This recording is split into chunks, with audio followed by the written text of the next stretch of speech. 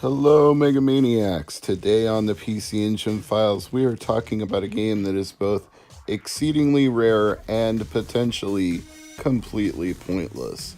This is Bomberman Users Battle, which, as you can see from this giant bomb entry, was released in Japan in 1990, and it has the same copyright date as Bomberman for PC Engine, which makes you think, well, that's interesting.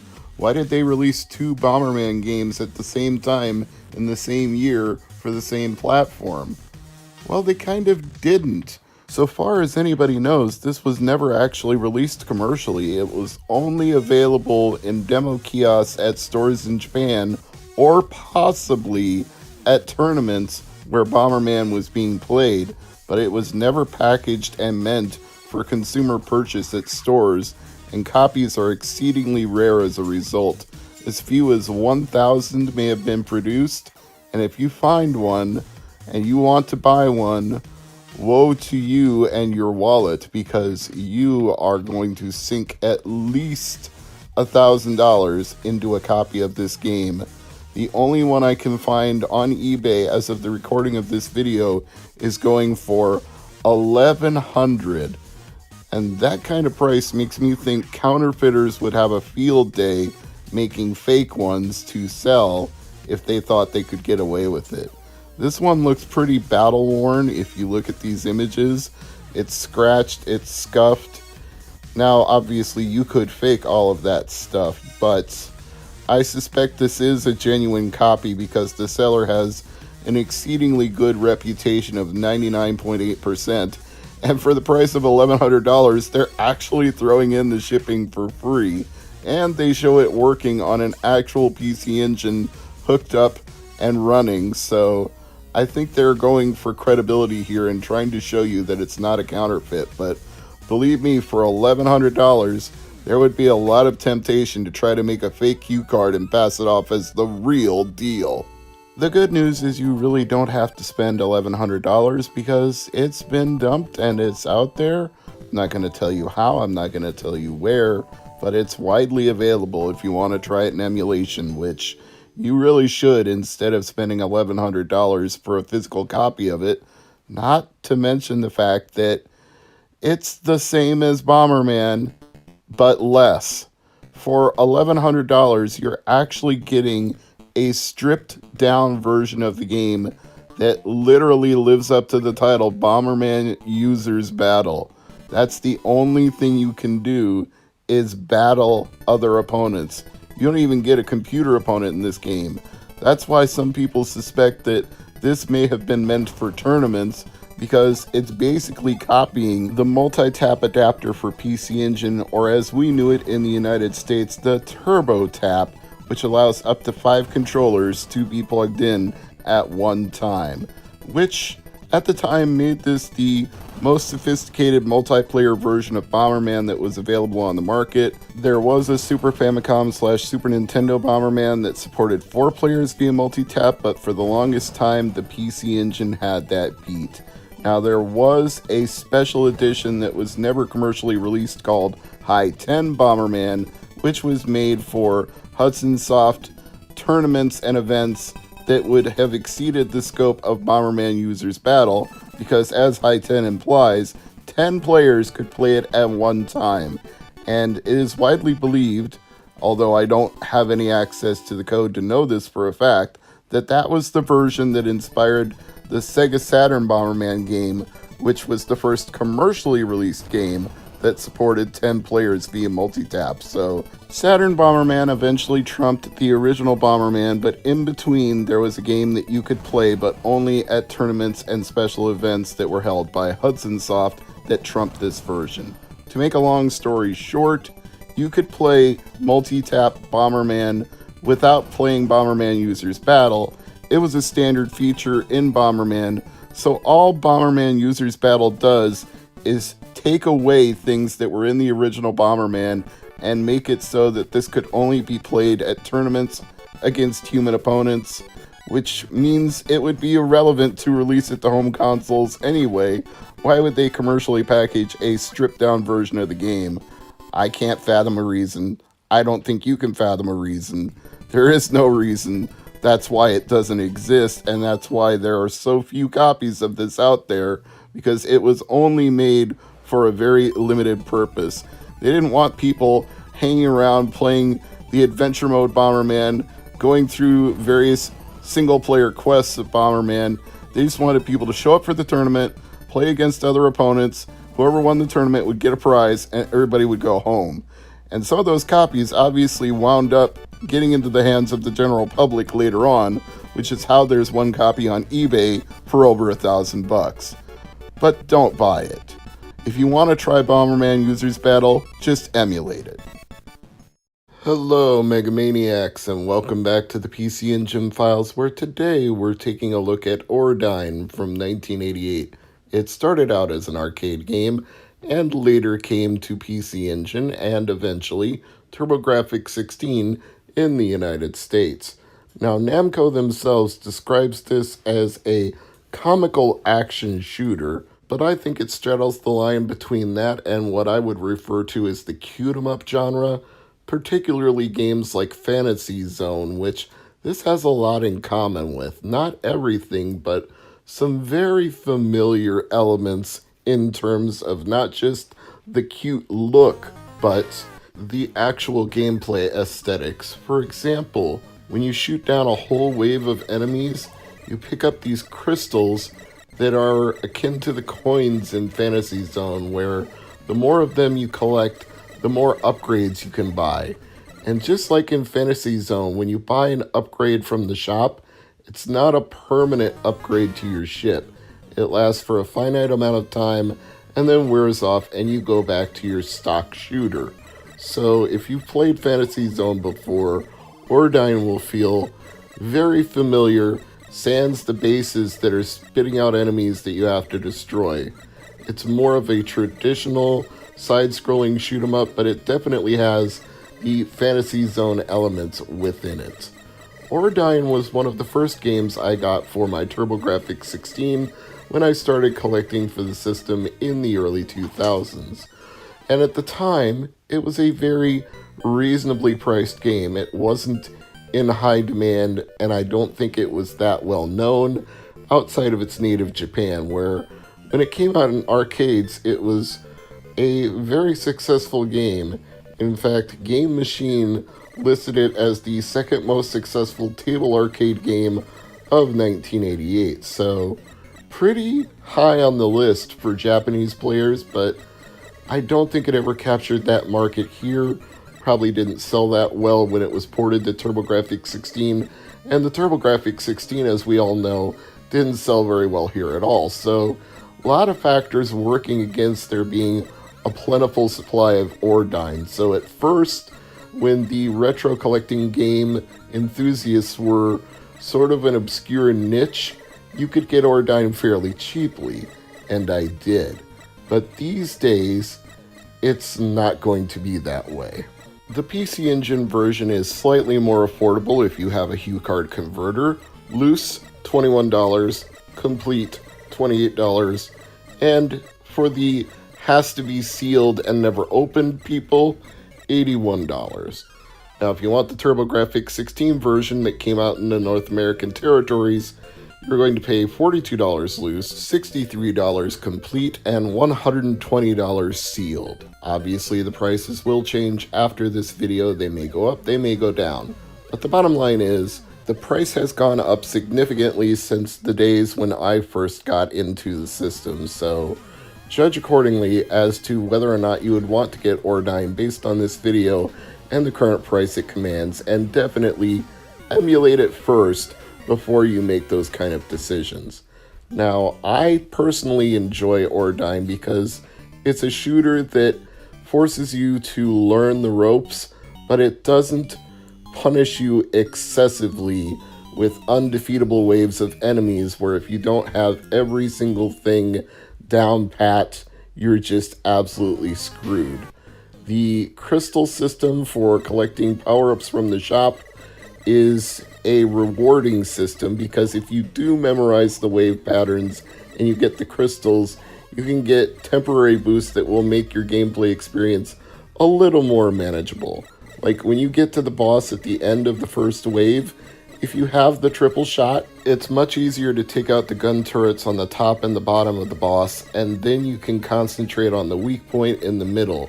So even if your triple shot runs out while you're doing the boss, you still have a good chance of succeeding.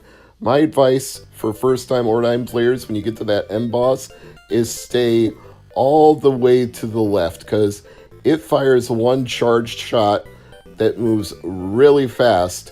So even when the gun turrets are taken out, you still have to look out for that shot. And if you're not all the way to the left, you're not going to get out of the way of it in time.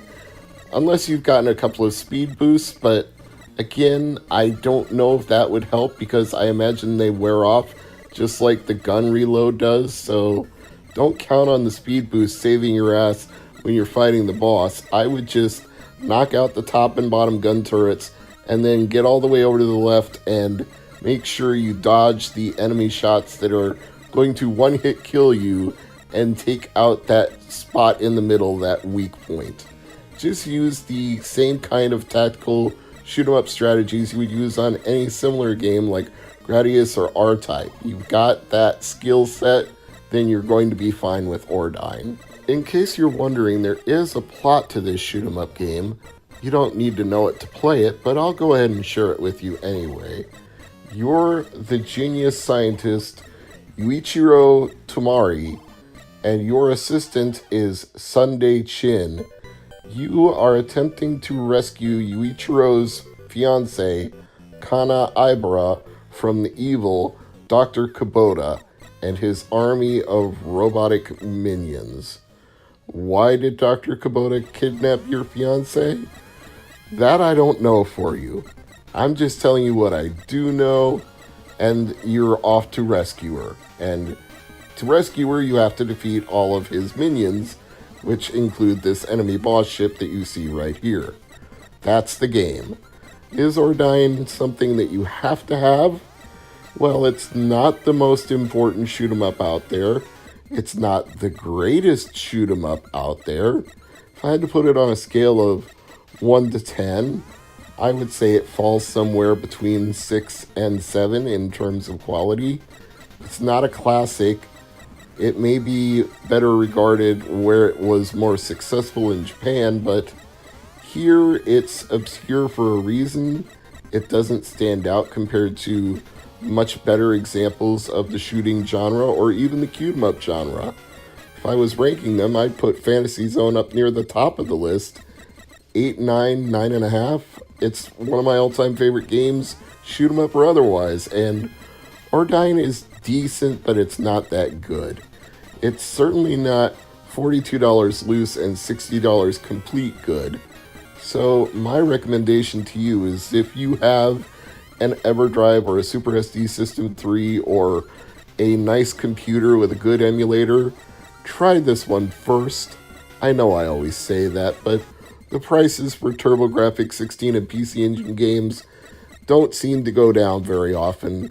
In fact, more often they seem to go up and continue to go up, so you have to be very selective when it comes to the kind of money you're going to spend on these games, especially if you're working with a finite budget and you would like to collect games for multiple systems, but if you spend $60 on one game, there's your budget out the window.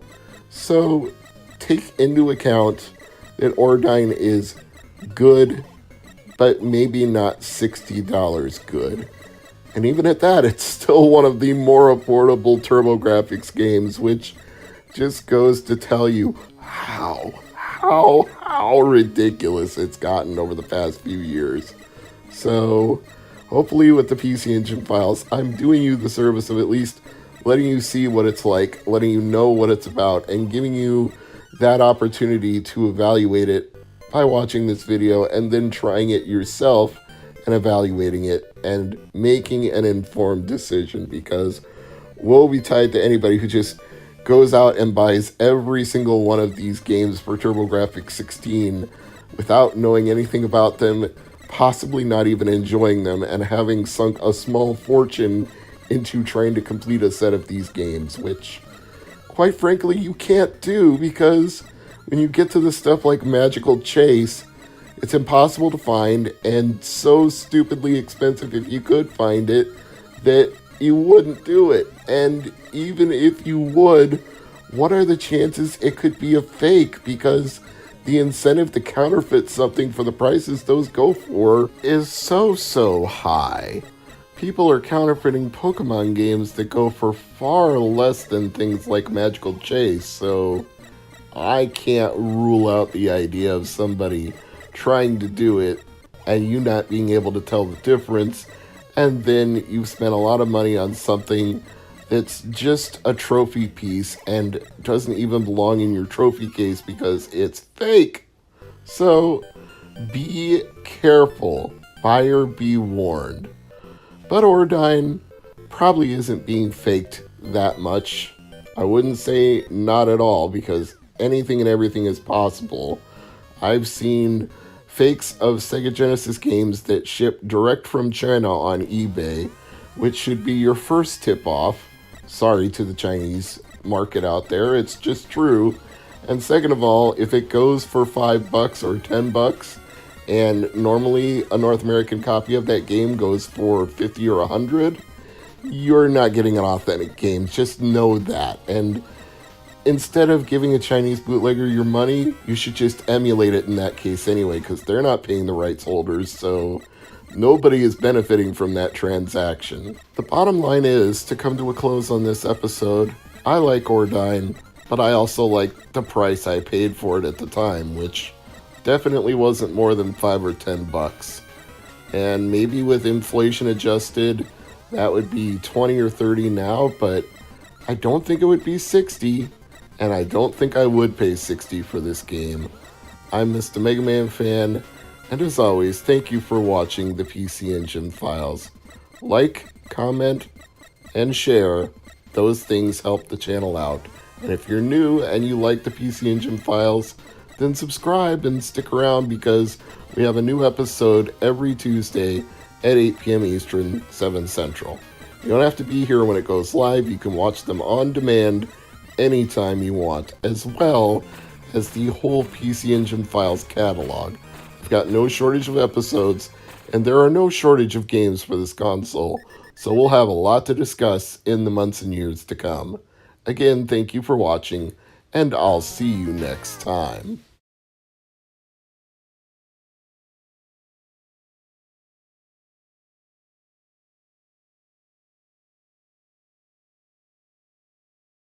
I'm Mr. MegaManFan, and this is the PC Engine Files, where today we're looking at Boxy Boy. This is another one of those PC Engine games where the price varies greatly between the Japanese release and its release in North America. The version we are looking at right now goes for $31 loose, $42 complete, and the insane amount of $158 new and sealed, which leads me to believe that somebody would try to shrink wrap it and pass it off as new if you could make $100 profit doing that. Some unscrupulous person would do it. Don't kid yourself. There's an eBay seller out there that would. Now, if you want the Japanese version, which is called Sukabon World, I'm looking at a copy on eBay right now, $16 complete plus $5 shipping from Japan. So for $20, you can have a complete copy, or for $30, you can have a loose copy. And it's the same game. In fact, if you remember a Jontron video where he plays bootleg Famicom games, it's the same as Box's World. Look at that bear. Look at that smug son of a bee. He knows what he's doing. Yeah, it's Box's World. It's also known as Boxel if you have it on Game Boy. This game has been around a lot of times and a lot of different names, but it's always the same gameplay. You're a guy trapped in a room full of boxes, and the only way to escape that room and get to the next room is to push all of the boxes onto the marked tiles. How you do that is up to you, but you can't progress to the next level unless you put all the boxes where they're supposed to be. Some versions of it give you additional credit for doing it in as few moves as possible. If it keeps track of the time, sometimes you get a time bonus for how few seconds it takes you to complete the level, but either way, it's always going to be You shove boxes. You cannot pull the boxes. You cannot teleport the boxes. You cannot do anything other than push a box, or in this case, hit the 1 button to unpush a box. It will let you undo moves that you've made if you've gotten yourself into a situation where you can't solve the puzzle. But that's all you can do. You can progress forward or you can roll time backward.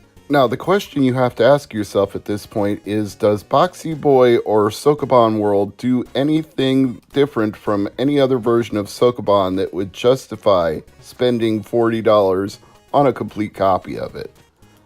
I have to say no. I would tell you, get Boxel for Game Boy.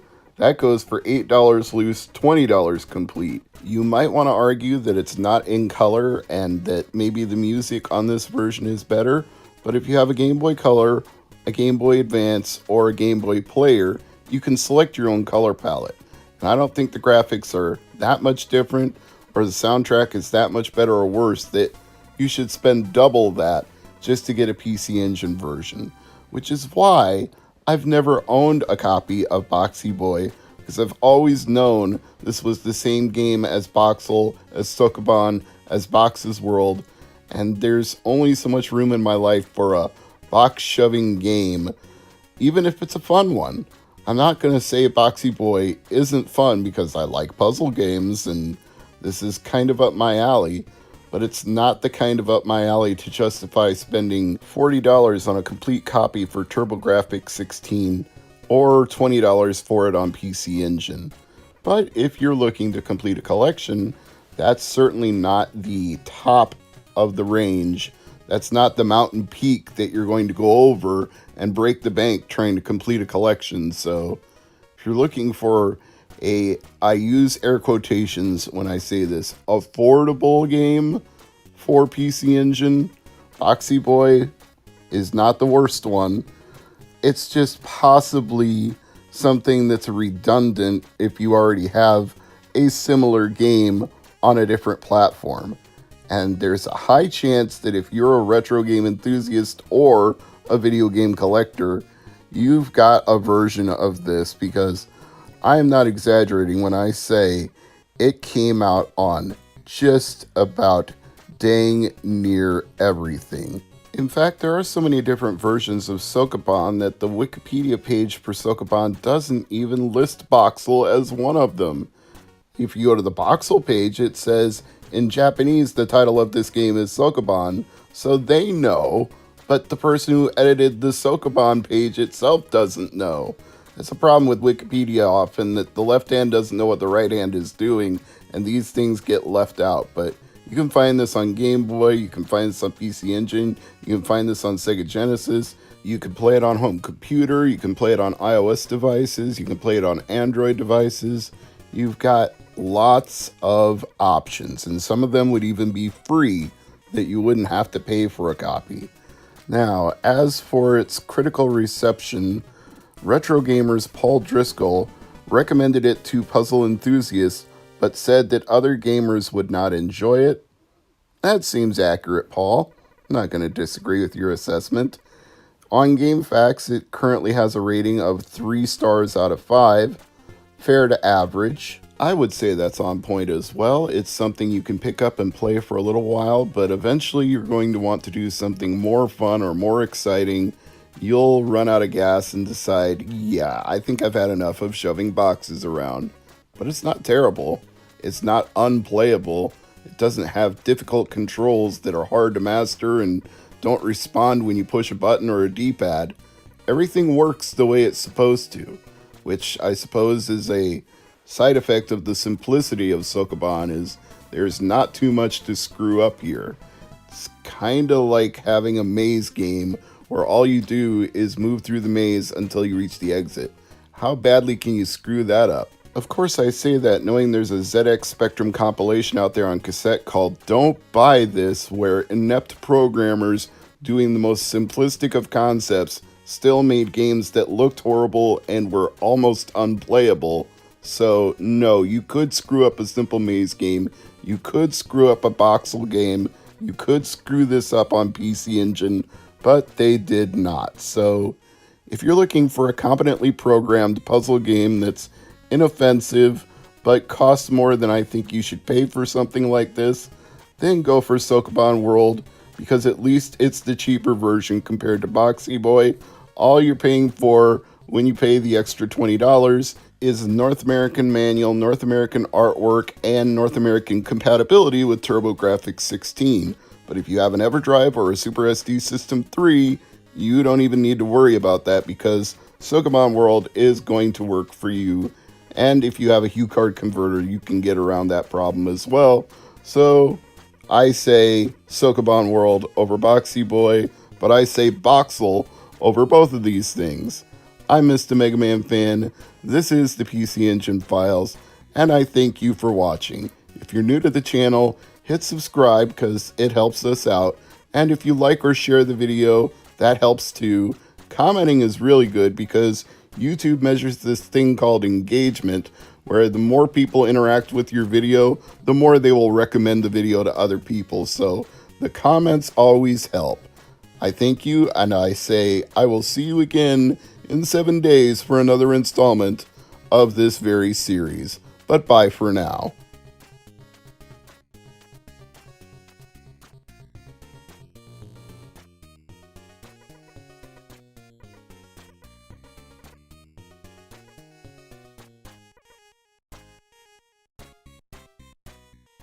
Typically, the PC Engine Files opens with gameplay footage and me saying, I'm Mr. MegaManFan, and today we're looking at whatever the name of the game is. And in this case, that would be Cadash. But before we get to the gameplay footage, there are some issues with Cadash that need to be discussed to give you the full context of what this game is really all about. Now, as the Wikipedia entry notes, Cadash was an arcade game released in 1989 by Taito, until it was ported to PC Engine and TurboGrafx in 1991, and to the Mega Drive and Sega Genesis in 1992. The localization from PC Engine to TurboGrafx 16 was handled by Working Designs, who gamers have very much a love-hate relationship with. They were one of the only companies that was actively porting in-depth Japanese role-playing games, but they were also known for taking liberties with the dialogue of said games and changing up the gameplay design, and Cadash is no exception to both. In fact, Cadash is what you would call a double whammy situation, where first they're losing things by porting it from an arcade game to home consoles, then they're changing things that make the balance of the gameplay different from the Japanese to the English version, which is why a lot of people would rather play it on PC Engine than TurboGrafx 16, because it is, in fact, a different game. For example, there are 4 different classes of character in this game, much like in Gauntlet, where you can pick from 4 different classes before you begin adventuring, but in the Japanese version, the priestess is the preferable choice thanks to her abilities, but in the North American version of Cadash, the fighter and the mage have been enhanced to have greater agility and defense and spell cost, and even take less damage, so now they not only rival, but in fact surpass the priestess in ability, so it completely throws off the gameplay, especially if you're playing co-op with a second player, because if you chose one player for their strengths and the other player for their strengths, suddenly those don't match up anymore, and you've got to choose them differently based on the North American version. Why they took these kind of liberties, it's really hard to say. Maybe they thought American players were too male, egotistical, macho to have a woman be their main. If so, that's a really ignorant point of view that I can't get behind, but how else do you explain what they did? Regardless of which region's version you play, it's dumbed down from the arcade original either way. Now, you could say that makes sense because an arcade game is supposed to be a quarter muncher, or I guess a yen muncher in Japan, and a home console version, you can play it as many times as you want because you own it, so why make it exceptionally hard? But it's not like Cadash is an easy game, which means that arcade game had to be brutally hard. Let me give you another example of the differences between one version and another. In the arcade game, you can only carry half as many herbs and antidotes as you can in the home console versions, which means you're going to die a lot faster in the arcade, But it's not like you're not going to die playing Cadash anyway, because you have to memorize where the enemies are before they attack you. No matter which player class you're playing as, things are going to come at you really fast, and you have to know they're coming, because no matter which warrior you choose and which abilities they have, you're going to have to time the attack to hit before they arrive. These slimes that drop from the top of the ceiling, if you don't crouch down to hit them, you're not going to get them. These bats that fly at you, if you're not swinging at them before they arrive, you're not going to hit them. Now, I get that with the fighter, they wanted the sword to be an accurate motion. They didn't want you to just insta-kill everything. They wanted you to actually have to swing the sword, but making it more realistic also makes it less playable. It's a difficult balance to strike for any game designer I know, and it's hard for me to even say if this is a product of the localization like the other changes they made, but it feels like it's really difficult to time things unless you memorize each and every level, which is why you're seeing me absolutely suck at this right now, because I haven't memorized any of these things. I'm playing it for the gameplay footage, and I haven't played Cadash for a long time. That's not because there weren't other ways to play Cadash. Cadash was released as part of a collection called Taito Legends Volume 2, but depending on which version of it you have, Cadash may not even be included. The PlayStation 2 version doesn't have it. The PC version does have it. The Xbox version has it, but the Xbox version was not released in North America. So if you bought this for PlayStation 2 and thought you were getting Cadash, you were shit out of luck. You could import the Taito Legends Volume 2 from Europe, and strangely enough, it actually works in a North American Xbox. There is no console lockout, region lockout, or any kind of thing that says, sorry, you can't play this, which to me suggests they never actually thought, we won't release this in the United States. Taito just got cold feet and said, nah, it's already on PS2, so why bother? Why bother? What if you actually wanted to play Cadash? That's why bother. So either you played it on PC, or you played it in emulation on a PC, or you owned a TurboGrafx 16 or a PC Engine and had it on there. Those were your choices. Ultimately, I don't think too many people were bothered by this, because Cadash is a punishing game that is only good once you memorize it, and it is fun when you do, but if you're just jumping into it with cold feet and you haven't played it for a while, you're going to get your butt kicked quite a few times and have to go through it until it becomes rote. So I don't see this game as having had a great following, and was probably the kind of game that was a rental title that people picked up and played for a little while and then returned. The prices certainly seem to reflect that. If you want a copy, North American copy that is, it's going to cost you $86 loose and $146 complete. So not exactly a plentifully supplied game. It's not a common game. It's not the least common game for TurboGrafx 16, but it's definitely getting into the quote-unquote, let's think about it carefully purchase. You want to play this one first before you buy it, because if you don't like the gameplay of Cadash and you're out $150, you're going to be kicking yourself for making that decision. There is a better option though. The TurboGrafx Mini does include Cadash, and in fact the PC Engine Mini also has Cadash, so whatever region, whatever version you get of the Mini, Cadash is on there. Obviously localized in the language that is applicable to that region, but you can play it without spending a crap ton of money on it. You can spend $150 for a complete copy of the game, but then you only have one game. Or you can buy the Mini and you can have over 50 games for what you would have spent on just one game. I'm not trying to make an Atari Jaguar joke out of this, but do the math, people. It works out in your favor to buy the Mini. Plus, you get the extra options like save states and console adjustments for pixel size that make it a truly enjoyable experience that's more sophisticated than an actual TurboGrafx 16 or PC Engine, because unless you've got something like the Super SD System 3 or an EverDrive, you can't tweak a lot of things. But with this, you can, and you will enjoy it that much more. So get yourself a TurboGrafx Mini if Cadash seems appealing to you. It is absolutely the better choice compared to buying a physical copy of the game. But as far as prices go for the Japanese version, it's definitely preferable to paying for the North American version made by Working Designs, even without their, shall we say, questionable localization choices. Not that all of them were bad. I mean, they're trying their best because nobody else was even doing it at the time. I just wish they had stuck to changing the language and not changing the gameplay as well.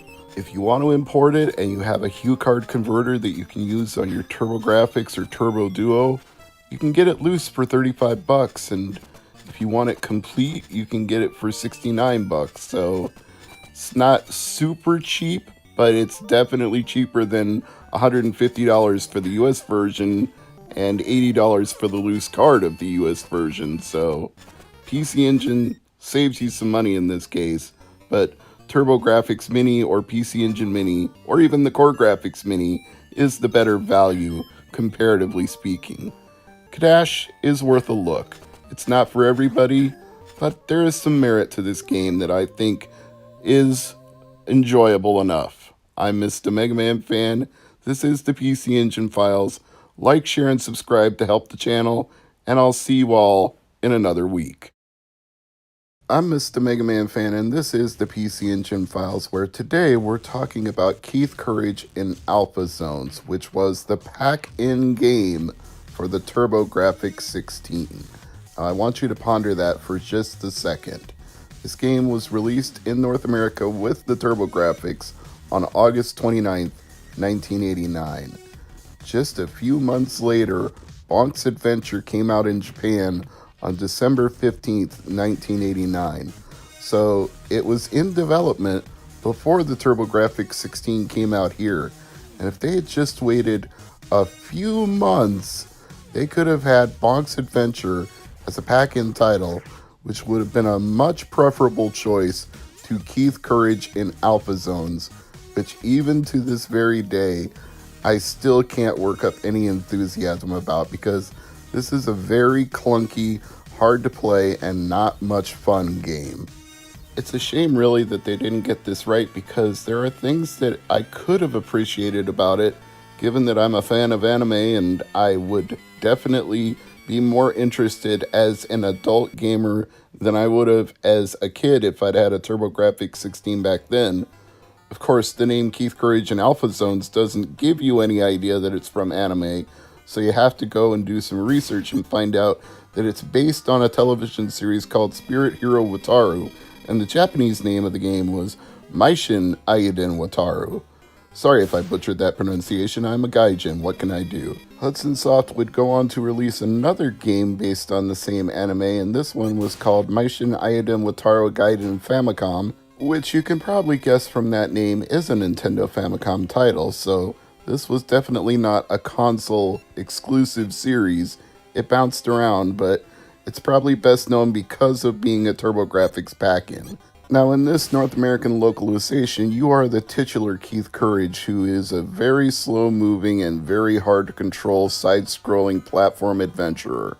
Just look at me trying to land on these platforms in midair. They're moving very fast, I'm moving super slow, and it's insta-kill when you hit those spikes. You don't have extra lives, you have one life to live, and if you die, it's game over.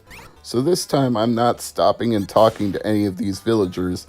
I already read their dialogue and know what they have to say. I'm just going to go right back to the platforming and try it again. But it's this slow, tedious, ponderous, and hard to control platforming that made me instantly hate the game when I got a TurboGrafx 16 as a collector, and it was a pack-in title with my copy of the console. So yeah, I did not have good memories of Keith Courage right from the bat. It does get a little better going on, which you will see once I actually get through the end of this first stage. and then it kind of hits a wall again. While we're waiting for me to achieve that, I'm going to read this plot, and it's just as silly as it sounds. They did not do this anime justice. There is an alien invasion that has burrowed deep into the planet's surface because the planet of beastly alien dudes, BAD, no, I'm not kidding, seeks to take over the Earth, and as a member of the National International Citizens for Earth, NICE, N-I-C-E, Keith's mission is to defeat bad and bring peace to the world. Okay, then. I'm pretty sure that's not what the source material was. Let me look at Spirit Hero Wataru and see what they have to say there. The story is about a 9-year-old boy named Wataru Ikusabe who is transported to a magical realm by a dragon, where he is supposed to save them from an evil demonic ruler. Yeah, that's pretty much not even close to the same thing. But at least they both have one thing in common. You get to become a super robot. In that version, he transforms from a clay sculpture into the autonomous and small super robot, and you do the same thing here as a member of NICE. And once you're the robot, it actually starts to become somewhat tolerable because the robot doesn't move at the slow and ponderous speeds that the player does when he's Keith Courage in his human form. These enemies are pretty wacky though. As you can see, there's a gun with a face that's just walking around, not even shooting at you, just trying to come up to you and attack you. So not only is the plot campy, but the actual characters are campy. Then we've got something going on here that's combining Kid Icarus and side-scrolling Mario Brothers. It's like a vertical plane that you're on for these levels, but you still have to move from left to right to go down from one section of the vertical area to another. It's a bizarre design choice. I don't think it would have been good in the Japanese or the American version, but it is what it is. These disappearing platforms are totally pointless though, because when you have disappearing platforms like in Mega Man games, it's meant to drop you into a hazard that's going to kill you and make you want to memorize the pattern and follow them from one to the next before they disappear. In this case, when they disappear, you just land on the ground and you're in a robot shell and the ground doesn't hurt you. So what's the freaking point of disappearing platforms? As far as I can tell, they only exist to delay you from getting from one area to the next, and that's not good game design. Game theory, courtesy of Mr. MegaManFan. It's also not good game design that the enemies mob you when you're trying to scroll from left to right, like Kung Fu Master, where multiple enemies just keep appearing behind you and you gotta turn around, stop, and fight them before you can even inch your way forward to the next section. It's a trope of games like that in Contra that I'm not a huge fan of. Sometimes I appreciate the challenge that it provides. Contra, at least, it seems balanced enough that you can still make progress, especially if you have the right kind of weapon like a spread gun or a machine gun. Kung Fu Master, it's a little more tedious. Keith Courage in Alpha Zones, it's definitely tedious. Then we have this boss fight, which, again, the whole one life to live thing comes into play, because if you haven't faced these bosses and you haven't memorized their pattern, and you run out of life in your life bar at the top, you've got a problem. You're going to not get to continue from this section when you game over on your one life. You have to go all the way back to the beginning when you transformed from Keith Courage into the robot, and you have to do all of that again before you get back to the boss fight. If you're using save states, that's probably not going to be a barrier to entry. You can just go back to a previous save state. But if you're doing this on an actual console, woe betide to you for having to do it again. You better just watch somebody else's playthrough and memorize that pattern. It's been a long time since I played Keith Courage in Alpha Zones, and now I remember why, because I didn't want to redo all this stuff every time I died, and having to do it over and over again for this video about the game just convinced me that I really don't want to play this game. I just don't know why they made this a pack-in. There had to be a better choice. There had to be many better choices. I'm Mr. MegaManFan. Thank you for watching. I'm Mr. MegaManFan. This is the PC Engine Files, and today we're going to talk about Raiden, or if you prefer, Raiden. I really don't know the correct answer here because it's like the same thing with Ninja Gaiden or Ninja Gaiden. Everybody has their own preference, and I have to believe that we, as North American gamers, are probably mangling the pronunciation either way. So just take your pick. I'm going to go with Raiden because that's how it reads to me when I look at it. This is a long-running series of shooter games that started in arcades in 1990, with the first game being developed by Seibu Kaihatsu and published by Tecmo. The plot is that the game is in the year 2090, where an alien species known as the Crystals invaded Earth, not to be confused with the crystal gems of Steven Universe fame. The player assumes the role of the vanquished Crystal Defense pilot duo, taking control of two state-of-the-art Thunder's aircraft to defeat the Crystals and save the Earth. Does that sound like a pretty typical plot for a shooter? Yeah, I would say so. You're always defending the Earth from some alien invasion or defending some Earth outpost from some alien menace. It's always the same idea. You have to take the shooter and shoot down all the bad guys and protect humanity at all costs. But all costs is definitely going to be a factor when you play Raiden, because I may be alone in this, and maybe the PC Engine port of the game is more so this than in other versions, but I find this to be a particularly punishing shooter. There's no auto fire option unless you set one yourself in the emulator of your choice, but on a standard controller with the standard options the game provides, I can't find a way to auto fire, so I have to keep mashing the button repeatedly, and none of these enemies go down in one hit. Even the basic enemies take a couple of shots, so you're pounding on that button constantly, and it's a little bit of a bullet hell. We're not talking the most obscene or the most fast-moving bullets that you'll see in a shooter, but there are a lot of enemies on the screen at one time, and the fact that a lot of them take more than one hit unless you have an upgraded gun like the one that gives you a laser, you're going to be dealing with multiple things firing at you at all times, trying to avoid their shots, trying desperately to knock out the enemies around you.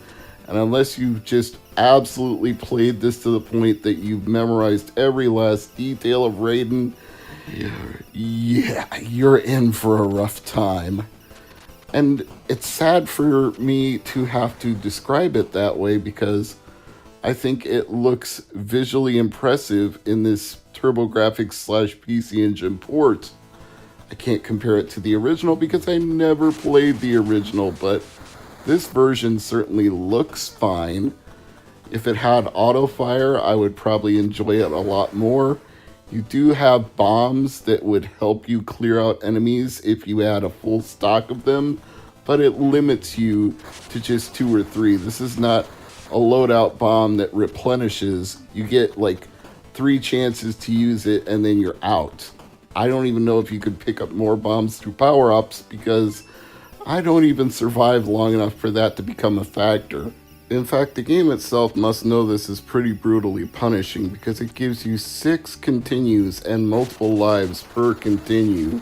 So they are almost assuming you will not make much progress and you will need to use each one of those continues to get anywhere.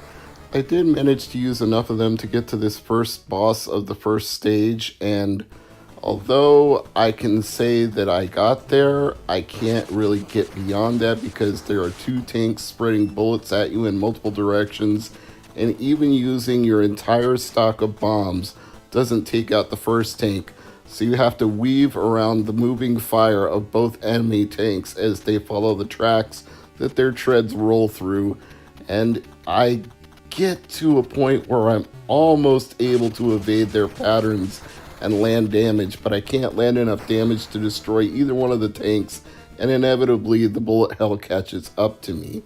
I think part of it is also that your ship, your fighting Vanquish moves very slowly. Maybe one of the enemy ships drops a speed power up if you can hang on to it and not die, but that hasn't been my good fortune either. Another thing that's punishing about Raiden, at least this particular version of the game, is the price you will pay if you want to own a copy on TurboGrafx 16 or PC Engine. Raiden goes for $71 loose, $123 complete, and $352 new. Yeah, that's going to make it a hard ass to pick up a copy of this game for TurboGrafx 16, but it's not necessarily cheap anywhere. On Atari Lynx it goes for $100 loose, on Jaguar it goes for $46 loose, on PlayStation it goes for $53 loose. It's tough. It's a game you're going to spend a lot of money on. The only relatively affordable version, if you want to call it that, is the Super Famicom release, which I believe is a sequel and not the original. But that one only goes for $19 loose. So that's just about your best option if you want to play the Raiden game. And it has a lot of sequels too that go for various amounts from somewhat stupid to absolutely outrageous. Like, if you want a PAL version of Raiden 3 for PlayStation 2, $103 loose. There's just no getting around the fact this is an expensive game with a cult following and many sequels. And as much as I suck at it, and I'm just going to be honest and say that I suck at it, it is musically and visually compelling enough that it makes me want to keep trying, even though auto fire, more bombs, and a faster moving ship would all make the experience that much more pleasant. But I have a feeling that I'm just going to have to sit down and memorize this and get absolutely perfectly precise at my bullet placement. But it is punishing, not to the point where it's like, I'll never play it again, ever. It's just punishing to the point where it's like, I know I can do better if I was perfect. There are some shooters I play where I feel like even perfection would not help you. There's just no hope. Like Curse, that one I feel like you just can't make any progress in it no matter what. With Raiden, you inch your way towards progress, millimeter by millimeter, centimeter by centimeter, micro inch by micro inch. You get a little bit further with each try, but only a little bit. So I can say this for Raiden, and I don't know if I would qualify this as a recommendation or not, but Raiden is the kind of game where you can sit down, play it for a half hour, make a little progress, and then you're probably going to want to do something else immediately. You'll enjoy that half hour, but then you'll not want to play it for a day or two. It's fun in very limited doses, but that's just me because I suck at it. If you're really good at shooters, I think Raiden might just be for you. Hello, Megamaniacs, it's Mr. MegaManFan. The PC Engine Files is back with another crappy Games Express game. I swear, every time I download a game I've never heard of before and I think, this could be interesting, this could be fun, this could be a great topic to explore, I open it and it's Games Express and I just, and slap my forehead like, here we go again. Softcore, cheesecake, unlicensed, bootleg, crappy PC Engine games. You can argue this with me if you want to, and everybody is entitled to their own opinion, but I have yet to play a Games Express game that was redeeming in any way.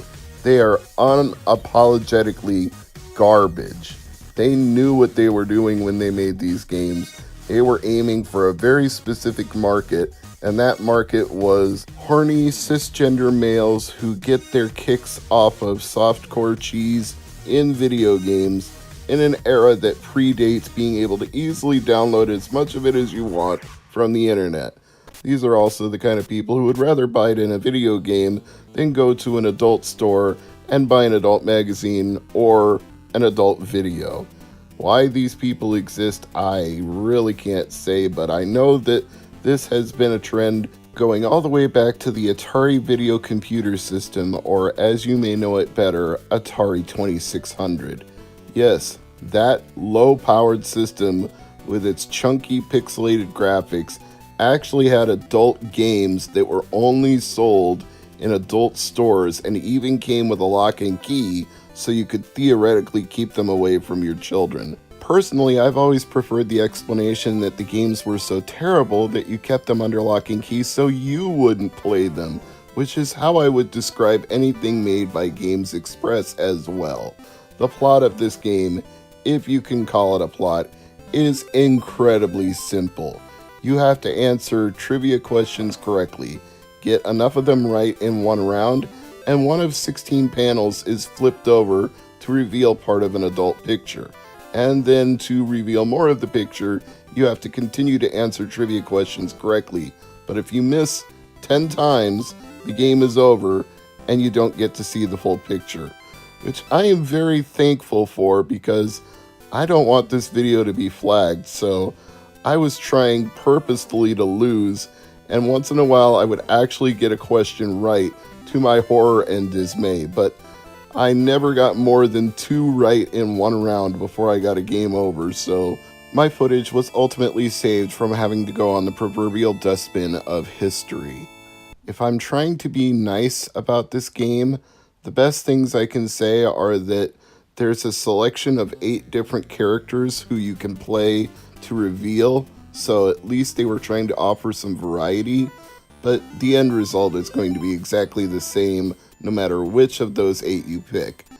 The music, it's decent, but it's not anything you're going to hum along to after playing it, and you shouldn't be playing it for that long anyway, because, dear God, this is awful.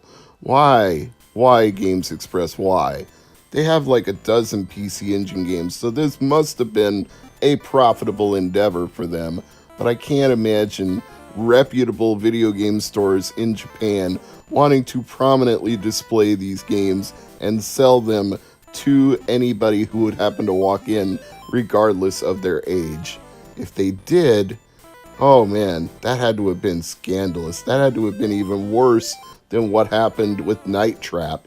And Night Trap, when you go back and look at it today, is not very controversial. They whipped up a frenzy about a game that had virtually no anything that you would find objectionable. No partial nudity, no major cheesecake, no real violence. All the violence was simulated and watered down even before the game was released. But I'd still rather play Night Trap. And my cat Tango agrees, because this game is just awful. I'm Mr. MegaManFan, this is the PC Engine Files, and today we're looking at Break-In. When I decided to review this game, I thought, well, Break-In must be about breaking and entering, a game of cops and robbers. And then I had a second thought, no, that's too obvious. It must be a brick-out style game where you break bricks to get to the next level. Turns out, it was neither of those things. It means break as in hitting the cue ball with your pool stick to break the balls on the table. It's a break-in, literally. Having discovered this from firing up the game in an emulator, I decided to look it up and find out more information. It was developed and released by Naxit Soft in 1989, which, as we know from the PC Engine Files, is an anagram for Taxon. Naxit is Taxon.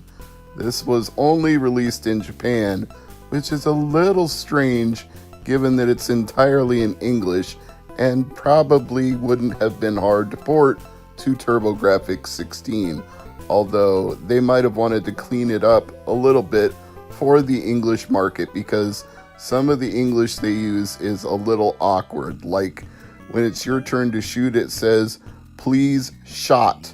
Not please shoot, not please hit the cue ball with your pool stick, please shot. That doesn't quite make sense, and I don't think they changed it when they released it for Wii Virtual Console in 2008. And that was actually the first time it appeared outside of Japan. Until then, it had been only in the Japan territory for PC Engine, but once it came to Virtual Console, it went on to the Wii U Virtual Console from there, so it got released in all regions, and so far as I know, they didn't make any changes to the English. They just dumped it as is. Here's the ROM, here's an emulator to play it in, here's how much you pay for it on Virtual Console, here you go, the game is now yours. There are a lot of different options in Break-In for the style of pool that you want to play, one of which is the traditional 15-ball rack, where you have to hit the balls in the numerical order that they appear, which can be a little hard to discern just by looking at the color of the balls on the table, but thankfully, if you hit the select button, you can get a little help with that. It won't necessarily make you any better at playing pool, but at least you'll know which ball you need to hit next, and hopefully you can get that one in the hole so you can make some progress. If you've played any other pool game on a home console, you know what you have to do. You line up your cue ball, you line up your shot, you make any adjustments for finesse with a little target on the cue ball, move it up, down, left, or right if you want to finesse your shot. You gauge how much power you need, and then you release, and hopefully the ball goes in the pocket. And if it doesn't, you try again. And if it keeps not going in, well, then you try a different mode of the game and see what you can do from there. That's what I'm going to do right now, and I'm going to try a mode of pool that I have never heard of before this game. It's called Yatsudama, or 4-ball billiards, and it's played on a pool table with no pockets. That's right, you're not actually shooting the ball into a pocket to score. It's kind of strange. The balls are usually 2 red and 2 white. One of the latter has a spot on it to distinguish it, and in some sets, one of the white balls is yellow instead of spotted. Each player is assigned one of the white balls as a cue ball, or one of the yellow balls, depending on the color of the set, and a point is scored when a shooter's cue ball makes contact with any other 2 balls in the same shot, and 2 points are scored when the shooter hits 3 object balls in a single shot. A 1-ball shot gives you no points and ends your turn, switching it to the next player. I don't know that I can see this catching on in any pool hall in this country. Maybe the popularity of it in Japan led to it being included here, but I've played a lot of pool in my day, and I've never seen anybody playing Yatsudama before this. So I would say it's a fun novelty that they included it, but just try it for the sake of trying it. Maybe it's better with 2 players, I'll say that much. If I'm playing against a computer, maybe it's a little better, but I just wanted to try it out to see what it was all about, because the name alone intrigued me, and it will probably intrigue you too if you play Break-In. Speaking of playing it, it's one of the more affordable PC Engine games, although I use that term very loosely when I'm doing videos like this. You can get a loose copy for $6.50 from some sellers, but you're going to pay a lot of shipping to get it from Japan, because I don't see any sellers as of the recording of this video who have it in North America, so you're looking at least $17 on top of that $6.50. You're going to spend that much for shipping. You probably want to get a complete in-box copy, which goes for $15, but the same amount of shipping. And if you really want it, and you don't want to waste a lot of money on just one item, find a seller in Japan that has a lot of different things you want, combo up your order, and then place it including Break-In, instead of paying all that shipping for just one game. One of the nice features about this game is it also has a practice mode where a pro takes a shot and does a trick where he hits it into a certain pocket, or hits it off the wall and hits it into a pocket, or hits it around a ball to hit it into a pocket. And then once you see him do it, the game is like, okay, here, now you try it, which is a good way to get a feel for break-in and to get a little better at the controls and ultimately become proficient at playing the game. And I have a feeling that will happen over the course of time. This didn't get the greatest reviews, mixed to average review scores back in the day when it came out, but there aren't a whole lot of options for pool games on PC Engine or TurboGrafx, so in my opinion, this one is worth picking up because if you want to play a pool game, it's your best bet for this console, and it's got a lot of choices. The music is pleasant, the graphics are suitable, not spectacular, but they achieve the goal that they set out to achieve. You see the pool table, you see your cue, you see your ball, you see everything that you need to see. Doesn't need to be rendered in 3D or have super fancy detailing. It just needs to have the right physics and represent the game that you're trying to play, which I believe Break-In does. It's not perfect. There are better pool games out there on other consoles, but it is suitable enough for somebody who needs their fix of pool and they have a PC Engine or a TurboGrafx 16. So, as always, I would advise you try it in emulator first, because if it's not your thing, I don't want you to spend a whole bunch of money for it and then be disappointed and then go, Mr. MegaManFan, you said Break-In was great. No, I said it's okay if you like pool and you want to play pool on a PC Engine. Not perfect, not the best thing I've ever played on this console, but fun enough, at least in short bursts, and it's got a lot of different variety to keep you coming back to try the different modes, different tables, different ball layouts, practice trick shots. There's fun to be had here, and that's all you can ask for at the end of the day. Sometimes less fun, sometimes more fun. That can always vary, but as long as it's fun, that's a good starting point. And I think the presentation and the music help elevate it a little bit above the average to being a definitely acceptable game. Not a classic, but good enough. I'm Mr. MegaManFan. This is the PC Engine Files. I thank you for listening and watching and checking out my videos each and every week. It's always fun to have you here, leaving your comments on these games. Some of you have played them before. Some of you are brand new to these games when I show them off. Whatever the case may be, I'm glad you dropped in and gave me a little of your time. If you like what you see, hit that thumbs up or subscribe if you're new to the channel. And comments, like I mentioned, they always help with the metrics here on YouTube. And any shares or spreads on social media, they help too. But thank you for watching. I'll see you again next week with another edition of the PC Engine Files.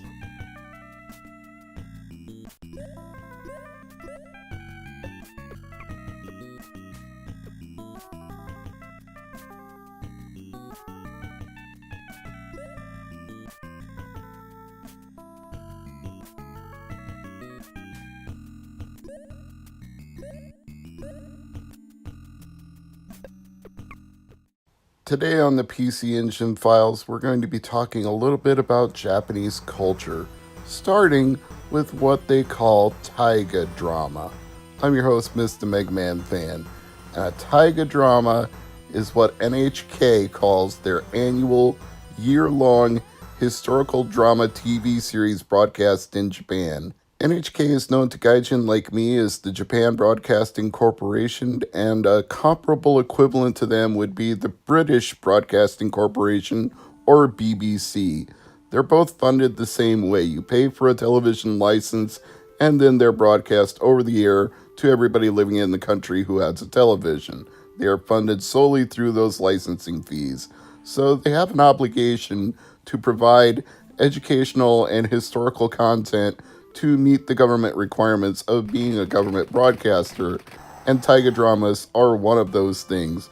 And one of the famous taiga dramas that they aired is called Taiheki, and it came out in 1991, and this video game is based on both that TV show and the 1958 novel that the show was based on, called Shihan Taiheki by the author Eiji Yoshikawa.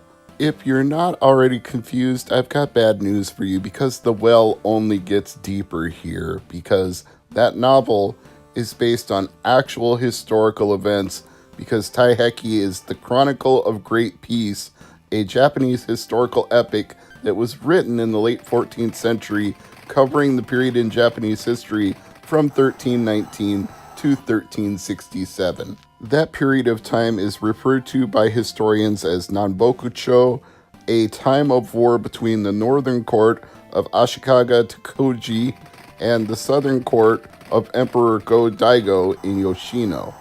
So this is, I guess you would say, the equivalent of a Civil War historical drama reenactment that you might see airing on public television in the United States, like Ken Burns' Civil War. That's the best I can explain this to you.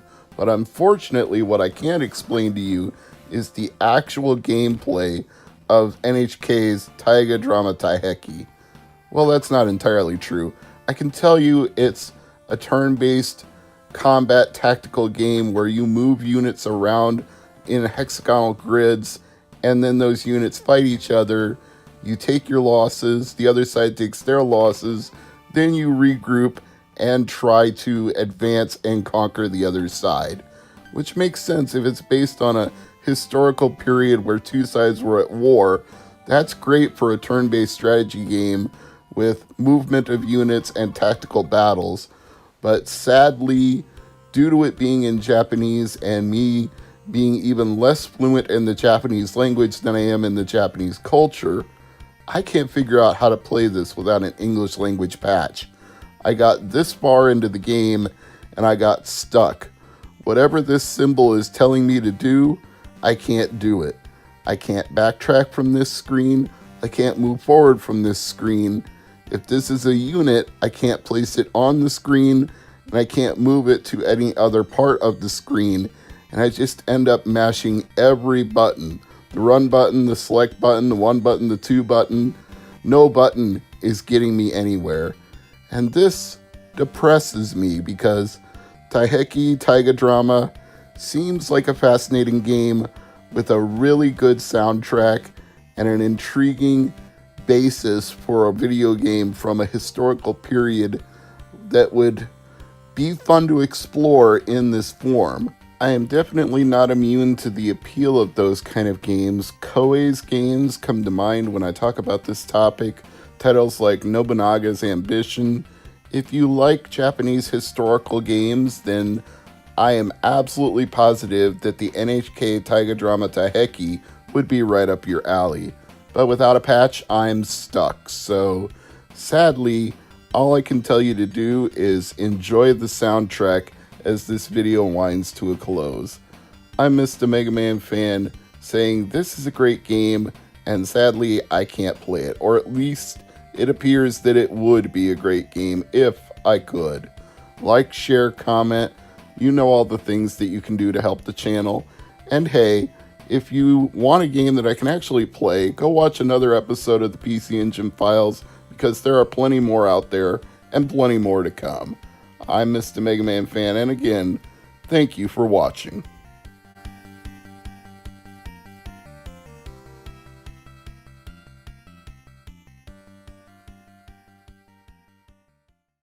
I'm your host, Mr. MegaManFan, and right now you are watching Digital Champ on the PC Engine Files.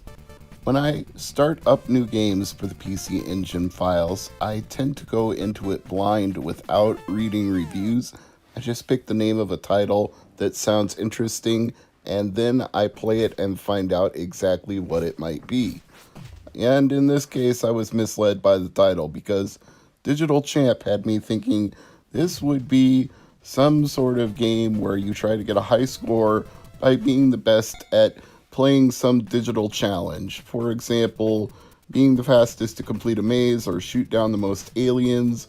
Whatever it is, you would become the digital champ. In this case, they literally meant boxing champion. You are playing a digital boxing circuit like Mike Tyson's Punch-Out, and you are trying to become the world champion of this boxing league. So what we have here is a case of somebody saying we could without saying whether or not we should. Because of course you could do a Mike Tyson's Punch-Out on TurboGrafx 16. It was comparable to the Nintendo Entertainment System, aka the Famicom, and in some respects it might even be argued that it was a little more powerful since some parts of it were 16-bit. It may have had a slightly bigger color palette and may have been capable of rendering somewhat larger sprites on the screen. So it was that bridge console between the 8 and 16-bit eras. It's kind of stuck in between both worlds. The PC Engine is a little bit NES and a little bit Super Nintendo. It's a little bit Sega Master System and a little bit Sega Genesis. It's really in that awkward spot, but it's definitely powerful enough to do a Mike Tyson's Punch-Out style game. And visually, you can't say it's not impressive, because instead of the tedious left to right belt action boxing games that so often end up on old school consoles, we do have the over the shoulder perspective of two boxers facing off against each other. You are standing where the boxer is throwing your punches left and right. You can move side to side to avoid shots. You can throw body blows. You can throw right hooks and left hooks. You can raise your hands up to block a punch coming your way. It's got all of the features that you would want and a visual style that is somewhat appealing to look at. Unfortunately, once you get past that, Digital Champ starts to take a turn for the worse. The first thing that sets Mike Tyson's Punch-Out, or just plain Punch-Out, once they lost the Tyson license, is that all of the fights in that game are limited to 3 rounds. And if you get knocked down 3 times in 1 round, that's a TKO and the fight is over. So it keeps things moving very quickly.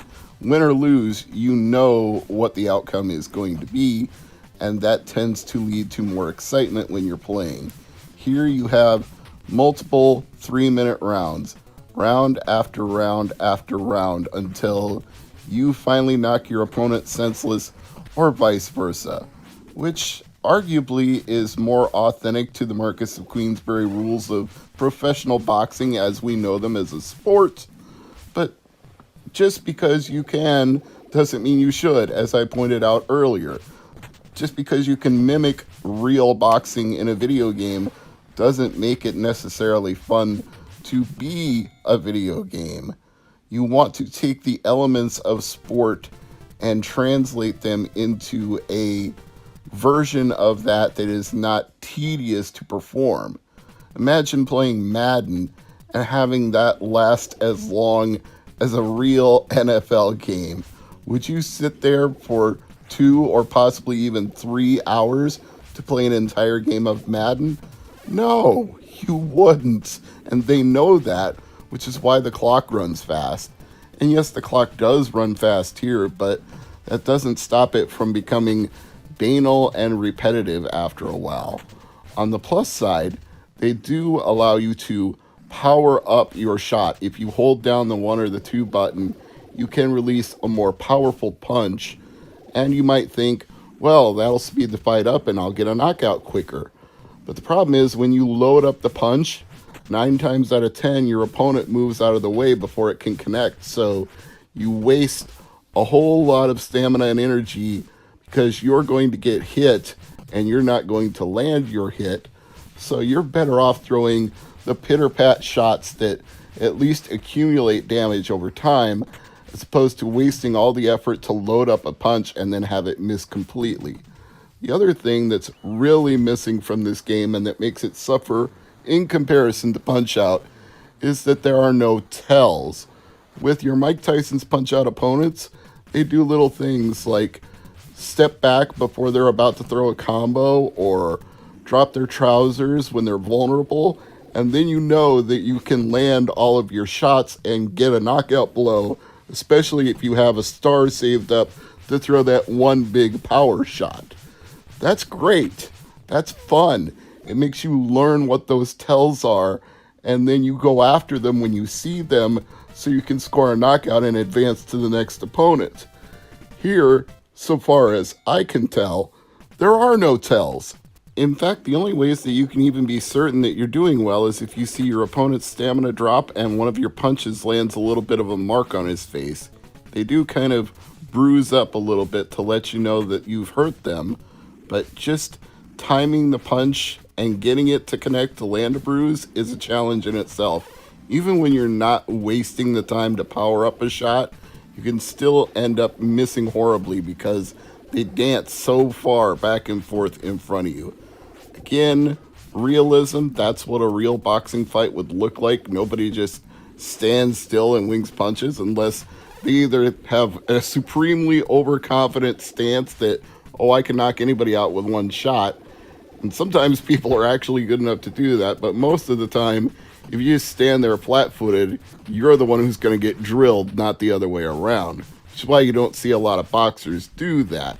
There is a science to keeping your feet moving at all times so you're never a stationary target.